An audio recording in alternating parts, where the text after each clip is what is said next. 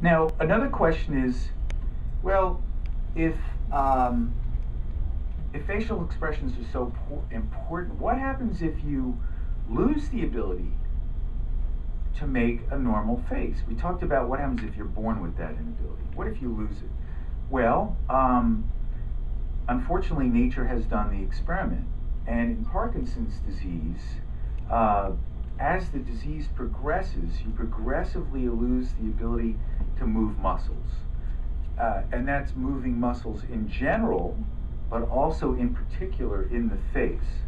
And it turns out that Parkinson's patients, advanced Parkinson's patients, have a lot of difficulty in both understanding emotions and feeling emotions. And that's because their face is not speaking to them. Remember, the key point here is your face speaks to you.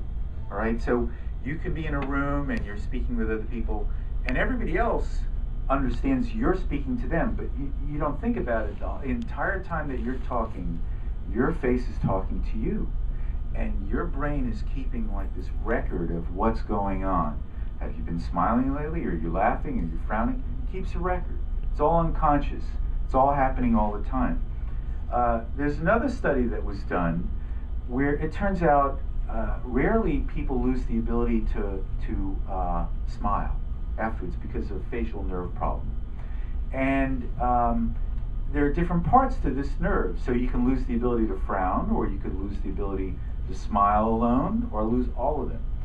And it turns out if you look, what happens to people who lose this ability? Well, if you lose the ability on the top part of your face, nothing happens in terms of depression. But if you lose the ability to smile, your chances of getting depressed go up dramatically. Now, of course, this doesn't tell you just because there's a correlation that it's a causation. But it's very intriguing that losing the ability to smile can have such a profound effect. Now, some of it could be your interaction with others. If you can't smile back, you can't show your empathy, you can't show people your interest in what they're doing, you can't have a real lively conversation, because the conversation we're talking about here is our facial expression conversation, which is going on the entire time, even if you don't say a word. Now, you can ask, why are our faces so expressive in the first place? Well, I believe it's because sociality is a defining feature of what it means to be a human. So think about it. 50,000 years ago, before there was language, how could you talk to somebody? Well, your face spoke with them. So if they're over there and you're sharing a meal and they're doing something you don't like, maybe you frowned at them. They got the message. So before somebody went over and punched the other person, they were aware that, hey, I guess you're not that happy with me, because they had no words to explain their unhappiness. There was no written or spoken language other than the language we speak with our hands, with our faces, with our bodies. So there was a good reason for this, and we have evolved over millions of years from our ancestors and really developed the nuances of all these facial expressions. And they help us in both our communication with others, and I believe firmly in our communications with ourselves. So think about all the different things in a small band of humans that you would have to do. You'd have to resolve conflicts, you have to deal with dominant behavior, submissive behavior, approval, love, anger, mating, you just name it. Every human activity, you'd have to come up with some way of integrating that seamlessly into the band of humans. How do you do that? Well, your face expresses so much. Now, it turns out that in the human brain, there are more neurons for facial recognition than for anything else. Okay? So that tells you how important the face actually is, because your brain devotes so much of its space to the face. Now, all of this, as I said, or most of it, is unconscious. So what you and I see is the tip of the emotional iceberg. That's all we see. But if psychologists can look at videos of couples, and they can look at it in a 1 hour video, they can predict very accurately which couple is going to get divorced and which won't, just by the way their facial expressions go back and forth. If one member of the couple starts showing a lot of disdain or disgust, I wouldn't count on that couple hanging out there. So, and they've shown that very clearly.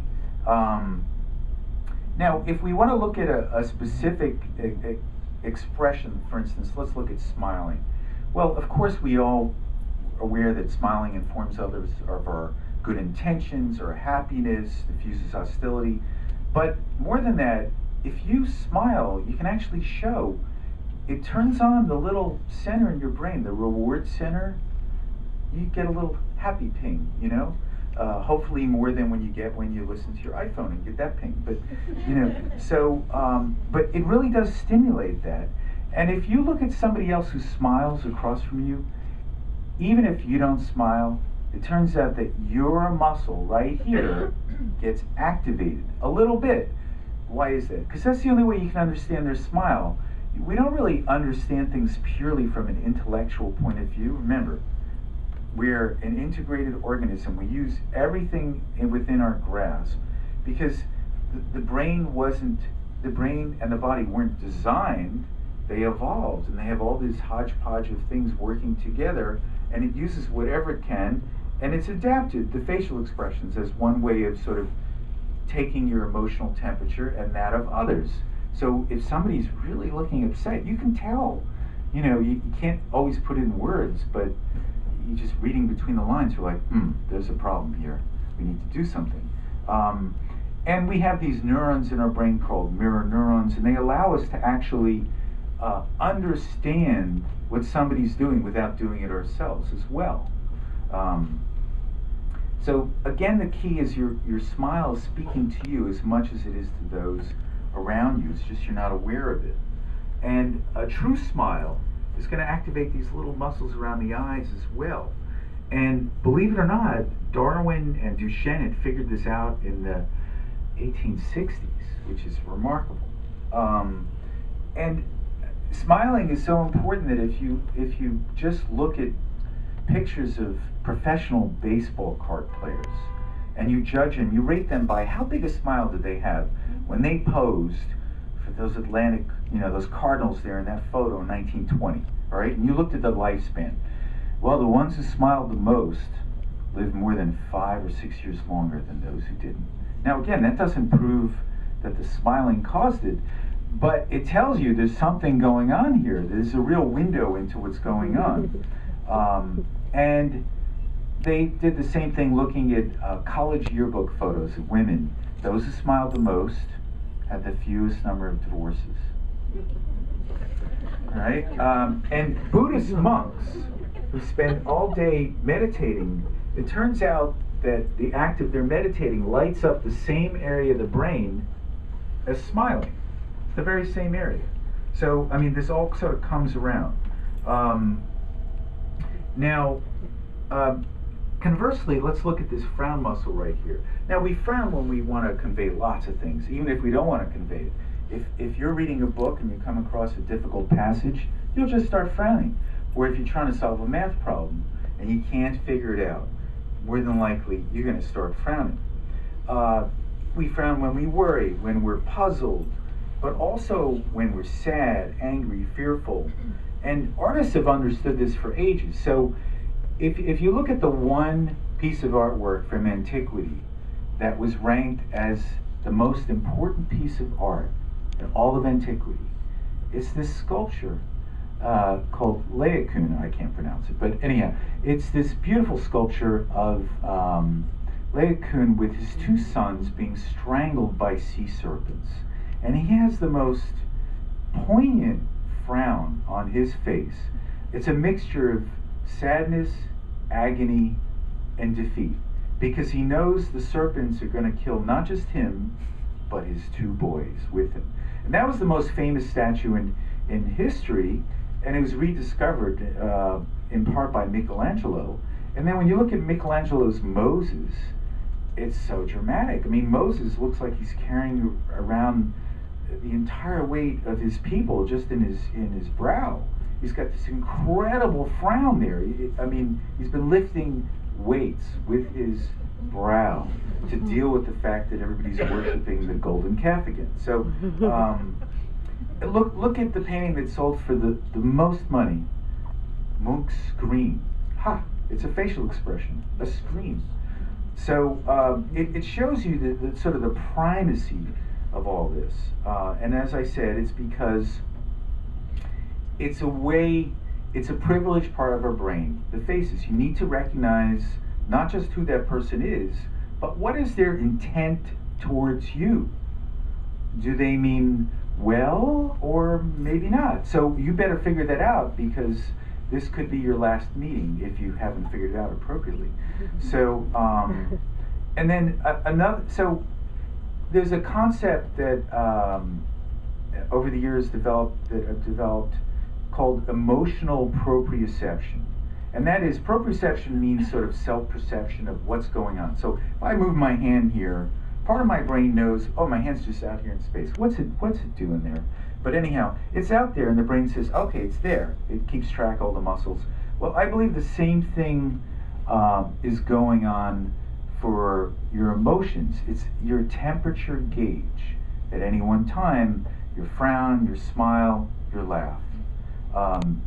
And that's why Botox has been, I believe, successful in treating depression, and I hope it can treat other mental health disorders, such as things that involve anger. Because anything else that is portrayed through the face, there's a chance that we might be able to help with that.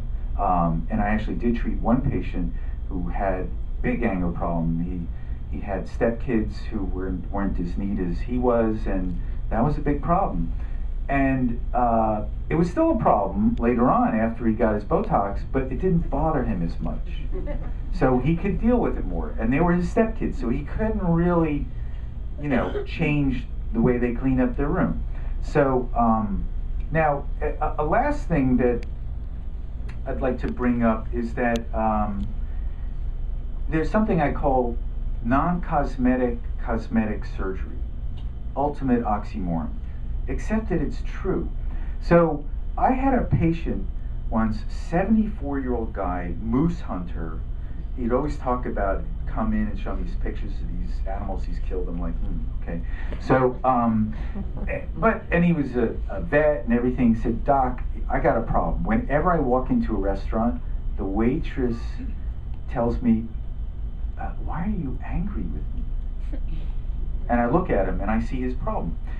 He lost 100 pounds, and his mouth goes like this, all right? He looks angry at you when you see him, and I had this visceral sort of angst. When I saw this guy, I was like, gee, I felt a little scared inside. So we talked about what to do. So I did a little operation and just pulled it up. And the next time I saw him, he's kind of neutral now. He doesn't look happy, he doesn't look sad. But now he can walk into a restaurant and the waitress doesn't get taken aback.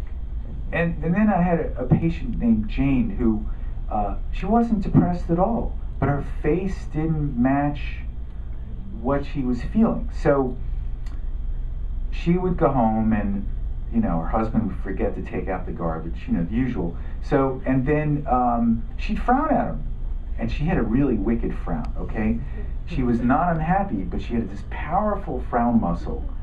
And then he would say, are you mad with me, babe? And she'd say, no. And then he would look right at her face, and it would be like, okay, you're mad with me, babe. And then it would be this vicious spiraling cycle where she'd get a little mad, he'd get madder, and it just went like that. And I treated her once with Botox. I didn't see her again, but she'd seen one of my associates. When I saw her back, I found out that she had faithfully gotten her Botox every 3 months. I asked her why. Oh, she said, oh, it's so much better with my husband now, because now when he asks me if I'm angry and I say no, he believes me. And then